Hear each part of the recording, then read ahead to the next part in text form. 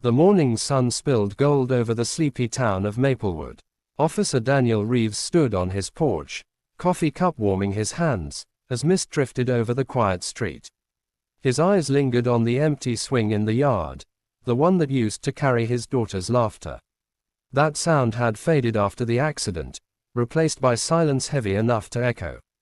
Inside, the house carried ghosts of joy.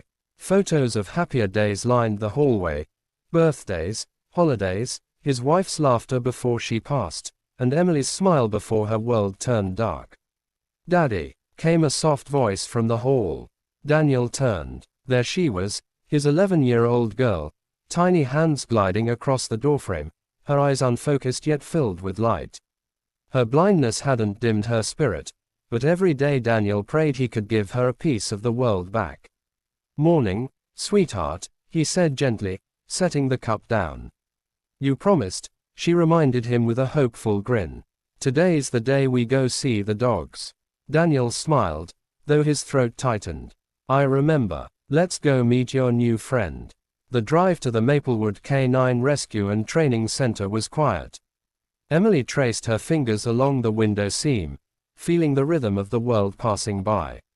"Do you think the dog will like me?" she asked softly. "If he's lucky, he will," Daniel said, squeezing her hand. When they arrived, the air was filled with the sound of barking, hopeful, restless, desperate. The smell of fresh hay and disinfectant filled the long corridor where dozens of kennels lined both sides.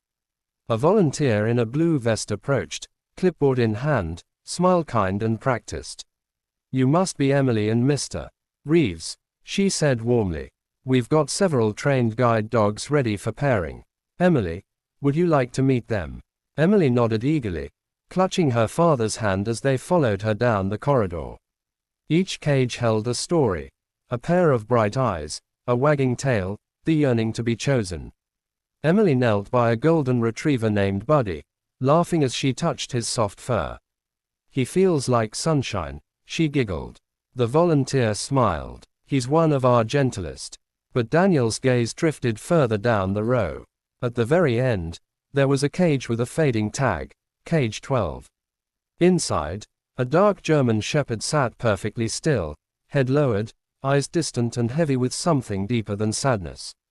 Daniel took a slow step toward him. "Hey, Buddy," he murmured, crouching by the bars. The dog lifted his gaze.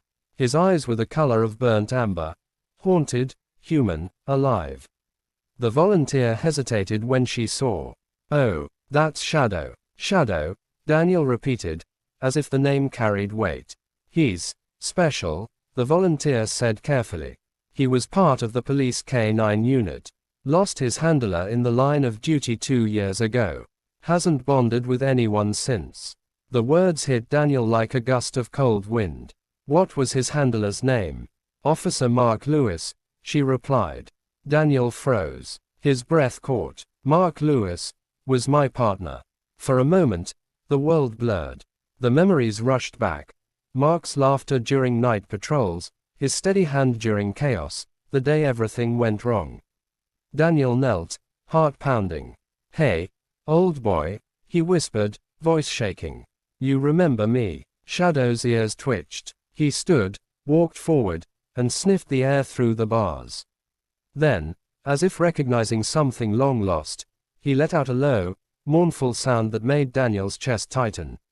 Emily's soft voice broke the silence.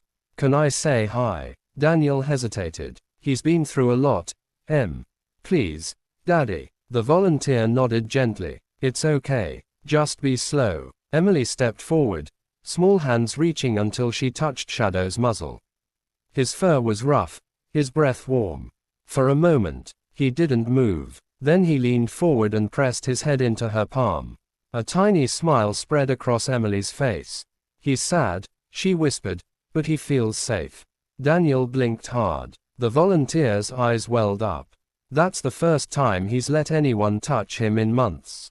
Shadow gave a soft whine, then sat down, beside Emily's knee, as if claiming his place. Daniel placed a trembling hand on the dog's neck. "Mark would have wanted you to find someone good, old friend. Maybe you just did." Emily turned her face toward him, smiling. Can we take him home, Daddy? Daniel's voice broke, but he nodded. Yeah, sweetheart, we're taking him home. Paperwork passed in a blur. Before long, they were walking out into the sunlight, Emily holding the leash, Shadow walking proudly at her side. On the drive home, Emily rested her hand on Shadow's back. He's so calm, she said. Like he already knows me. Maybe he does, Daniel murmured. That night, the house came alive again. Emily laughed as Shadow followed her from room to room, bumping her hand gently whenever she paused. Daniel watched from the doorway, feeling something deep inside him heal. Later, when Emily was asleep, Daniel sat by the window with Mark's old photo in his hand. You sent him, didn't you, partner? He whispered. Shadow padded over and rested his head in Daniel's lap. I miss him too, Daniel said softly, stroking the dog's ear. Days turned into weeks. Emily and Shadow became inseparable. Every morning, they practiced walking together, her voice giving gentle commands, his movements precise and protective. Neighbors watched in awe, the blind girl led by the dog who once lost his will to live. But peace never comes without its test. One stormy night, Daniel received a call from dispatch, a robbery near the old train yard. Duty called. He looked at Emily sleeping on the couch, Shadow curled protectively at her feet. Stay here, buddy, he said, grabbing his badge. Keep her safe. Shadow lifted his head, eyes following him until the door shut. Hours later, thunder roared and rain battered the windows. Emily woke to a crash, the back door splintering open. A man stumbled inside, dripping wet, breathing hard. Where's the money? He growled, ransacking drawers. Emily froze. Who's there? She whispered, her voice trembling. The intruder turned, startled. You're blind, he sneered, stepping closer. But he didn't notice the growl rumbling behind him. From the shadows, Shadow rose, eyes blazing, body tense like a storm ready to strike. What the man stammered. Shadow lunged, knocking him off balance, barking with fury. Emily crouched, covering her ears. Shadow. The man scrambled for the door, but Shadow drove him back, keeping him away from her. The sound of sirens grew louder outside, Daniel returning with backup. He burst through the door, weapon drawn. Emily, Daddy, she cried, clutching Shadow's collar. The intruder was pinned to the floor, Shadow's teeth bared just inches from his throat. Daniel secured the man in cuffs, then knelt beside Shadow. Good boy, he whispered. Good boy. For the first time since Mark's death, Shadow wagged his tail. Emily hugged him tight. He protected me, Daddy. He knew. Daniel pulled them both into his arms. You saved her, just like you saved me once. From that night on, Shadow wasn't just Emily's guide. He was her guardian angel. Weeks later, they returned to the K9 center. The same volunteer stood speechless as Emily walked confidently down the hallway, Shadow guiding her perfectly. He's extraordinary, she murmured. Daniel smiled. He just needed someone to believe in again. Emily knelt, wrapping her arms around Shadow. We're forever, right? Shadow pressed his head to her shoulder in silent promise. The seasons shifted. Laughter returned to the Reeves home. Daniel hung a photo of Mark beside one of Emily and Shadow. Every morning, he'd look at both and whisper, "Thank you." One evening, Emily sat at the piano, playing a melody soft as starlight. Daniel listened from the couch, tears glinting in the lamplight. Shadow lay at her feet, tail slowly thumping to the rhythm. Are you okay, Daddy? She asked, hearing his sniffle. He smiled. Better than I've been in a long time. You're crying, she teased gently. Happy tears, sweetheart. Shadow says you cry too much, she giggled, reaching down to pat the dog. Daniel laughed. Maybe he's right. The room glowed with a warmth no light bulb could give. Only love, loss, and healing intertwined. Years passed. Emily grew taller, more confident. Shadow never left her side. At the school talent show, she played piano with him sitting proudly on stage. When the applause roared, Daniel's vision blurred again with tears. After the show, someone asked her, "What's your song called?" She smiled. "It's called The Light I Found." Later that night, driving home beneath the silver moon, Emily whispered, "I don't need to see, Daddy.